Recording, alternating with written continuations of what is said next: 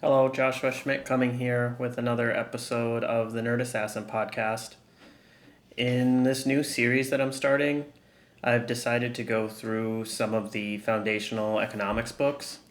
I felt like economics is something that a lot of people have pretty strong opinions on without really having done any research into the foundations of where these ideas come from, whether it's more communist socialist ideas or whether it's libertarian capitalistic free market ideas. So I decided to take any previous bias that I have off, and I'm starting to look at Adam Smith's Wealth of Nations. So I'm going to give a summary of each chapter and kind of interject my thoughts. So this first episode here is a read along of chapter 1 of the Division of Labor. And I think his main claim in this chapter is the biggest reason that our productive powers have increased over the years has been due to the division of labor. And then going into it, as an example of how division of labor has increased, he uses the example of a pin maker. So even though pretty much any field, if you look at it from the original how it was 1,000 years ago till now, there is division of labor. It's easier to see it if we look at small, simple operations. So a pin's a pretty, simple product. It's a, piece of wire with a sharpened end and a head on it. And these simple operations he likes to use for examples because they take place in one workhouse, one factory. So it's pretty easy to see which it's pretty easy to look and see the whole process end to end. If you have to look into multiple factories, it's harder to see. With that in mind, this is the division of labor. You can see production increase no matter how big or complex the task is. But if we look at this simple operation of a pin maker, without the division of labor, Adam Smith tells us that somebody who's trained might be able to work their way up to 20 pins a day, but factory workers have split this up into 18 different jobs. So your first job might be drawing the wire, and then you need to straighten it. Then you cut the wire. Then you have to point it. And then you might have 3 operations just to grind the top of the head. Then you have to put the head on the pin. Whiting the pin is a whole task. There's even a task for wrapping it in paper. So altogether, you can get to 18. Those are some examples. And with this division of labor, he took an example of a 10-person factory. We'll be able to make 48,000 pins in a day. And if you divide that by the 10 people, each person then is able to make almost 5,000 pins a day. So you can see that's a large increase over 20 pins in a day. And you can look at this in any field and just see the production increase.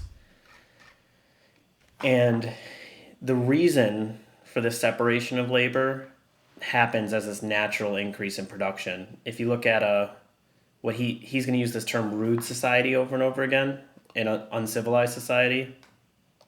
He'd be talking about like Native Americans in the West is probably what he has in the back of his mind when he's writing this. If you look at them, even there you start seeing division of labor where somebody who's good at hunting naturally ends up doing more of the hunting. Somebody who's good at making clothing is going to naturally start only doing clothing. So you end up with a specialization pretty quickly on in a society. And another proof that this division of labor increases production, you can see between wealthy countries and poor countries. Because if you look at manufacturing trades, you'll see a lot of division of labor in a manufacturing plant. That's where you have the classic factory worker that's just doing one thing over and over again. So if you look at a wealthy nation and a poor nation, you'll see their manufacturing capacity is way different. We've even seen this recently as China has become more of a productive power. They've gone into this manufacturing has increased. Whereas something like farming, you can't do much division of labor, mostly because it's seasonal. So the person who plants the seeds is usually also the one that sows it or is the one that waters it. You don't have as much division of labor. Therefore, you don't see as much difference between a wealthy nation and a poor nation in their productive powers of food generation, in their farming. You'll see it more in manufacturing trade, which is another proof that division of labor increases production. He gives us 3 reasons that he sees why this production of labor has led to an increase in production. Number 1 is increase in dexterity or skill. Number 2 is the time loss you have when you're switching tasks, when you don't have labor divided. And number 3 is machinery. So diving deeper into those a little bit, the increase in dexterity basically means if I have to do one simple task over and over and over again, I'm going to get really good at that task. So the proof that he uses for this one is he talks about a smith. If you think of a blacksmith, they are working with metal all the time. They're making all different types of products. They don't make nails every day, so they can maybe make 200 to 300 nails. And they won't be necessarily super good ones at that if he's not really trained in it. Whereas if you look at somebody who only makes nails, he says they can make upwards of 2,300 nails in a day, even as a teenager working in this task, because that's the only task they perform. And a smith is obviously good at working with metal, so this isn't a difference in their amount of skill. They both have the same amount of skill. This is just simply repetitive tasks getting better at it. And even just this making of nails isn't as divided as a labor can be. Even when you make a nail, you still have to blow the bellows, you still have to mend the fire, you still have to heat the iron, you still have to forge the nail. So even this could get split up further. But even in this simple example, you can see how skill can increase production. The other one we talk about is task switching. So this is number 2. And a couple reasons that he gave to show why task switching takes longer is when we start a new task, usually we end up dragging our feet. It takes us a while to get in the groove of doing that thing. We don't really have that flow state. It also takes a while for your mind to get sharpened into the task. So if I were to start even writing an article, if I was going to start a podcast, I'll start to get in the flow of things as time goes on. You've probably even seen me talking in this podcast, like the first few minutes are more rough than once I'm in the flow of things, I can start going. So that's that task switching. And usually when a new worker is starting to do a task, he sees them being a little careless with it. They're almost always slothful and lazy if they change work every 30 minutes. So independent of skill, your work quantity is reduced as you switch tasks. And that doesn't even take into fact just walking from one station to another, or if the person that's sewing the wool all had to also go grab it from the farmland, that's going to take time. And the third reason he gave for this is new machinery. And you don't really need to give that big of an example. Obviously, machinery makes things faster. But he argues that the invention of these machines is more likely when you're concentrating on a small piece of the total work. So if I'm just looking at this one simple task I have to do over and over again, I'm going to start thinking of ways that I could do it better. And even if it's not that person that's doing the task that's inventing this, if you think about it, the other person that does this is somebody who just concentrates on inventions. And that in itself is a specialization. It is a division of labor. You have one person in society that just thinks of new things.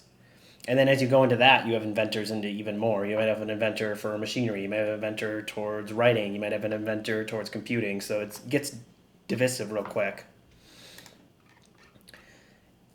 And then he goes into this point of this increase in production that we get from the division of labor can be viewed among everyone in society.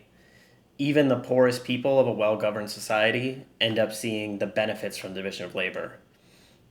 So let's just look at a single person, the poorest person in Adam Smith's time. Even he has a wool coat living in London. And this simple woolen coat is going to be made by thousands of people. Let's go into some examples. So the wool manufacturers, you're going to have the growers of the flax, the growers of the wool. You're going to have bleachers, you're going to have smoothers, you're going to have dyers, you're going to have dressers. And then as you go in, you have shepherds, you have wool sorters, you have spinners, you have weavers, you have fullers, you have dresses. And then to think about that, you have this farmer that makes the wool. Then you have the people that need to transport it. So you're going to have merchants, you're going to have people that carry it. You have people that load and unload the ship. You're going to have the commerce that buys and sells it in bulk. And then you have the shipbuilders that the merchants need. You have the sailors, the sail makers, the rope makers. Then you have the tools to make all those things. You're going to need the tools to be able to build the boat. You're going to need looms and mills. Even just the shears to shear the sheep. You need a miners. You need somebody to build the furnace. You need lumberjacks. You need brick makers. You need bricklayers. So easily it gets up into thousands and thousands as you go along for just a simple woolen coat, not a fancy wool coat owned by a prince, just the day laborer. Then, if you look at this poor person, they don't only have this coat. Their furniture is going to take all these things. Their clothes, their bed, their shoes, their heating of their house, their kitchen utensils, their bread, their beer, their glass. So without a huge amount of people helping, even the poorest person in society could not provide for himself. He could not make all these things himself and have all these skills. And then an interesting quote that he talks about here is he compares a European prince, we're talking right now in the 18th century, compared to a poor person, might have a large gap in between them, but the poor person is still commanding the work of thousands of labor to get what he needs. And if you look proportionally between a prince and a poor person, they're going to be closer in wealth than that poor person to an African king from the 1300s who has thousands of people to do whatever he wants. He's not able to command as much labor and have as much wealth as even the poorest European. So, just a few quotes to end today that I liked in this chapter.